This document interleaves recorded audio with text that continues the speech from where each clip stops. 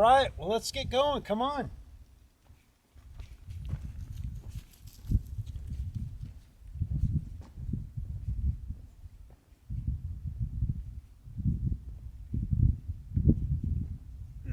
All right, so what I have here is my first build of this cube.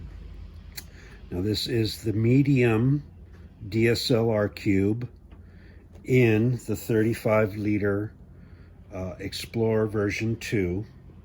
In this video I just wanted to show what this build looked like, and I used all of the dividers that came with the cube, as well as all of the dividers that came in the divider kit that I purchased separately, and except for these two pieces. And this is what I call the protective build, and it also, so it's very protective. It nestles these spare lenses very nicely and snugly. Extra cushion between them, extra cushion on the sides. I have a drone battery here, a couple of drone batteries here. I use the plastic so that they can slide in and out, or out easier. I have the drone underneath here. This is my drone propellers, and this is a little plastic piece that I use for the controller. Now I did put the controller in the compartment at the top, and this is my Sony camera with the longest lens, the 70 to 350, and it has the lens hood on there. So I would like to show you how that works with the side access. So this particular build has the side access for the camera and the lens hood all assembled and ready to go. Basically, you're walking, you see an antelope or deer or a moose or bear or whatever it is, and you can quickly get out the longest lens. Fits in there fairly nice.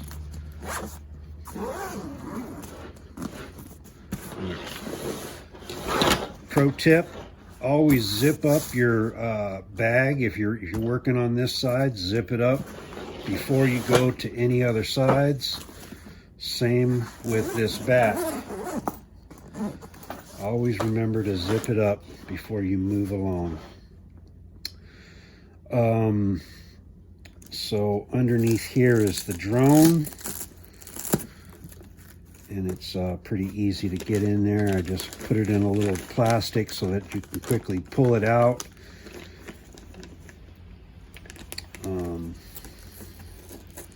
And it's got cushion on the sides, and it's actually setting up off the ground. I used all the protectors that I could in order to make everything as protected and cushioned as possible, and that's the focus of this build. There's a lot of, like, I didn't fit very much in here. The controller doesn't fit in here. There's not a lot of room for other things. I do have a little pocket, one of the pockets. Now this pocket did not come with the divider kit. This pocket came with the pocket kit, but the divider kit did come with a pocket. It's very similar to this one, and it could work there. But I've just got a cord, the cord for the controller to your phone for the drone in there. But this build out is not the efficient use of space. This is the, I want it to be protected, and I wanted my longest lens to be accessible from the side and to carry the drone. And I think that's about it for this segment of the video. And I'm going to build it again, but trying to just kind of pack everything in that I can. It'll be much more efficient in space, and it'll probably feature just this lens on the camera, and all the other lenses will be in here somehow with the drone and hopefully the controller. So that'll be the goal of my next build out.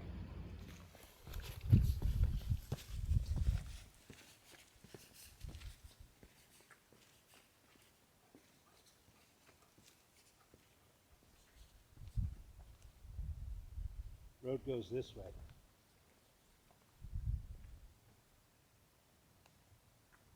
All right, so here we are again with the Shimoda Explorer V2 35 liter backpack with the starter kit DSLR medium size cube inside of it. And as mentioned in a previous video, I did purchase the divider kit and pocket divider kit of the appropriate DSLR size for this cube, to just to have extra dividers as necessary to use them, pockets as necessary to use them as I like. So this loadout may include, well, it most certainly does include parts and pieces from the divider kit and pocket divider kit. So this loadout is more, I loaded this one trying to fit as much as I could in the cube itself, staying within the boundaries of the rigid edge. And so there's quite a bit in here. Everything that I thought was necessary, or everything that is necessary to me, as well as some other items that I thought would be fairly common for other people. I put in the stuff that I absolutely wanted and then just started filling it in with whatever would fit. And I kind of chose things that I thought would be common. So let's go into it. So I have this cover on there. Comes off fairly easily. And underneath we have drone batteries. Now I use that cover to kind of keep them from moving around much. I noticed with it closed and jumping around the house and whatnot, sometimes the batteries would end up sort of like that. Not a big deal, but with that extra cover on there, they don't move around hardly at all. So you've seen the drone batteries, and I'm just going to kind of just go from the top down on this and explain what's in here. Obviously, this is a blower. Everybody has a blower. This is a short brush that I like to use to dust off things. Oftentimes I'm in dusty environments. We have a headlamp. We have a microphone, shotgun type microphone, fairly common. A cable for the microphone. We have dead cat for the microphone. And down in here is my GoPro 8 on a shorty stick. Definitely necessary for me. This is a 10,000 milliamp hour power bank, useful for keeping the GoPro going all night long or all day long. This is the power cord I use for the GoPro to attach it to the power bank.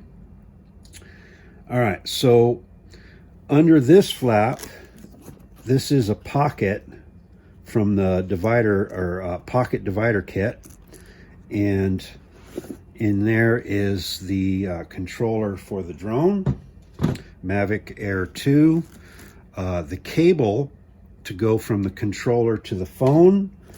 I have my propellers in there, as well as a small plastic doohickey that helps put the phone into the controller. It just holds it. And then we can fold that down under here. We have the drone, Mavic Air 2. Oh, so because this is as packed in as I could get it, in order to get the drone out, it's nice to just take out this lens, and then the drone comes in and out fairly easily. But this is my wide angle lens, and it fits in there quite nicely, kind of pushing out on that. Under here is my camera with the kit lens installed, which is accessible from the side access over there. And down in here is my long lens, the Sony 70 to 350 G lens. A little cushion down there, as you can see. That fits in nicely.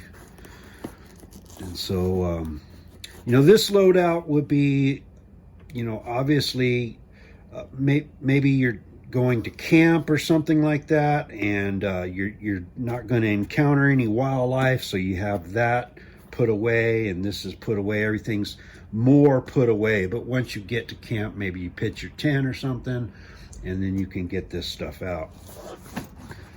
Always zip before you move on. But I just thought I could show you the side access for this particular loadout. It is a little bit different from the previous one. Not much different, but a little bit different. And there you go. That's what the inside looks like. Little pocket right there, unused, but I'm not too worried about that.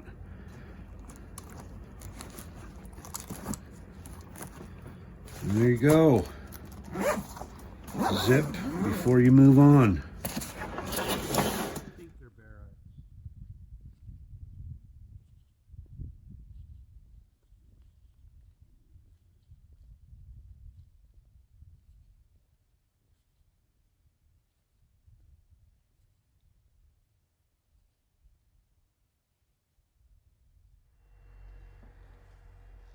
All right, Sony video on the water system for this backpack, my new Shimoda Explorer V2 35-liter backpack.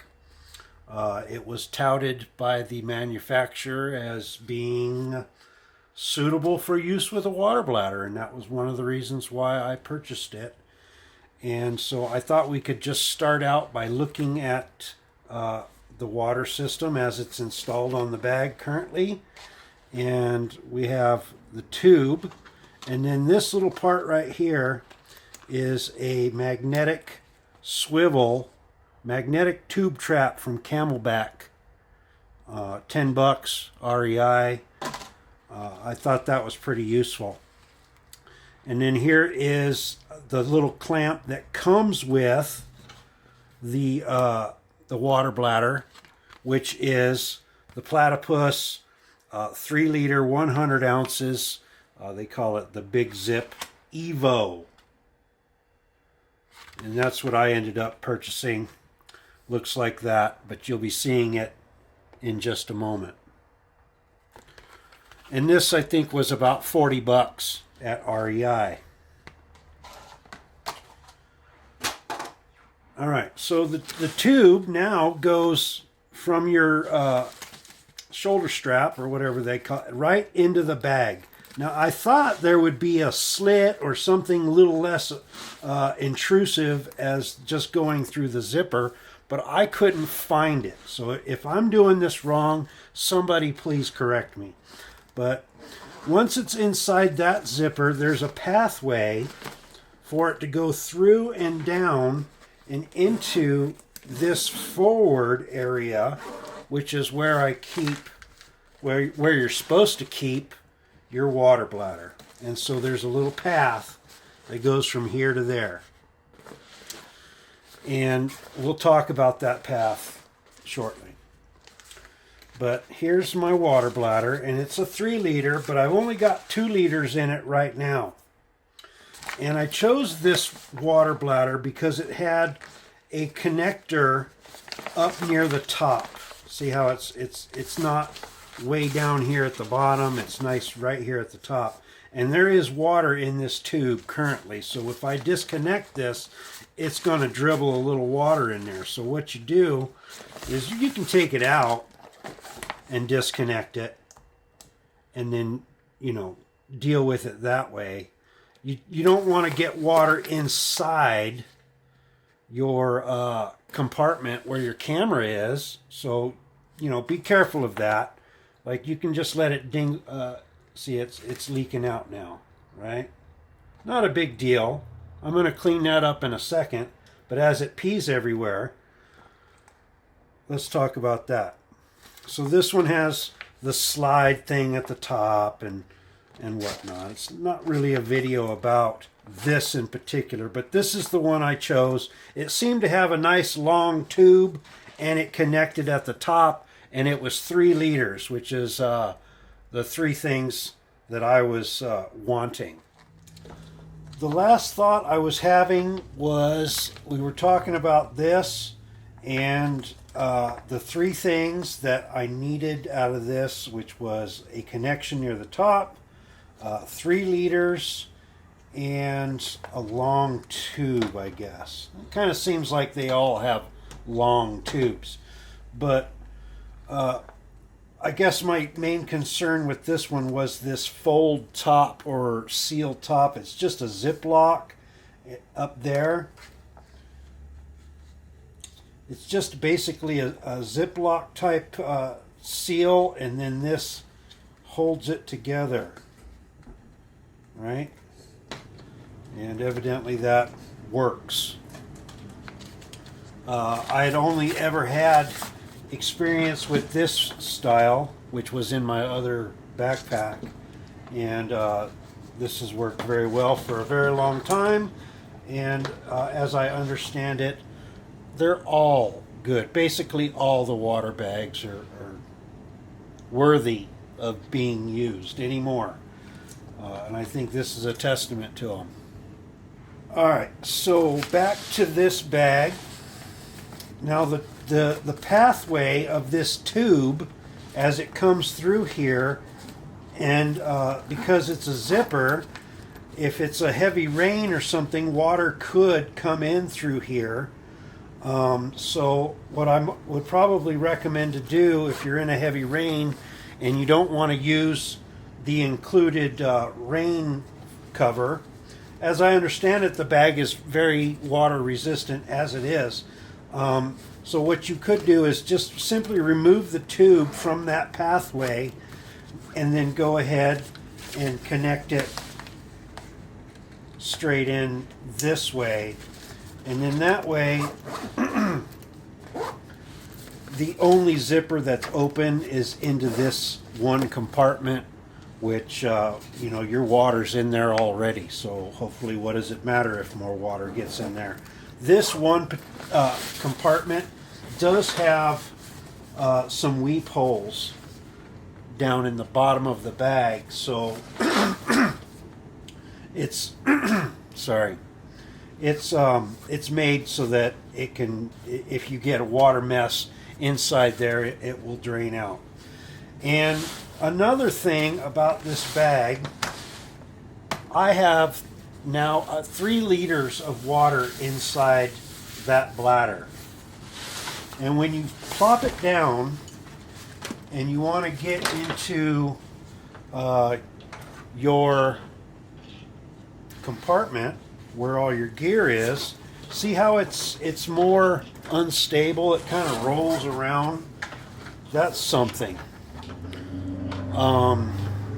When you're on a flat table, it's kind of annoying a little bit. It's less bad if you only have 2 liters or 1 liter, or you could even take the water out, but I never do. I just deal with it. And when I'm in the wild, I've noticed that if you put the bag in a little depression, like a little valley or a little, just whatever kind of terrain feature that might cradle the bag, I've noticed that it's less of an issue if you do that. But that's one drawback, I think, of having a water bladder on on that particular location. Now you can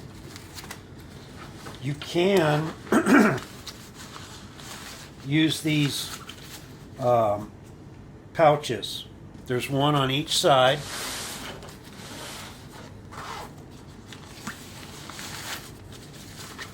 And you can use those for to hold your water bottle or champagne bottles or whatever it is that you want to put in there.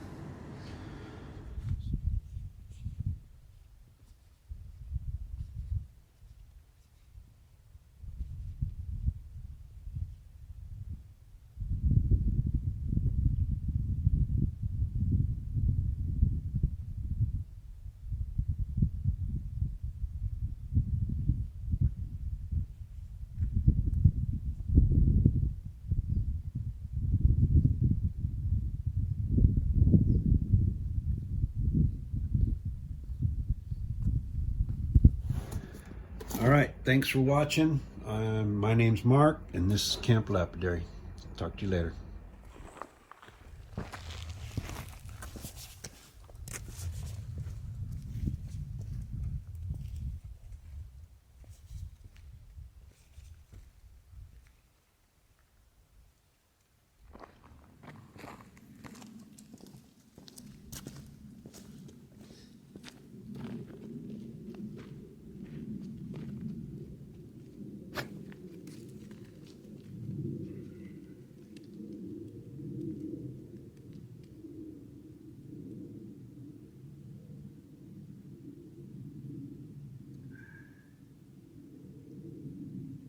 Drink up. Drink it.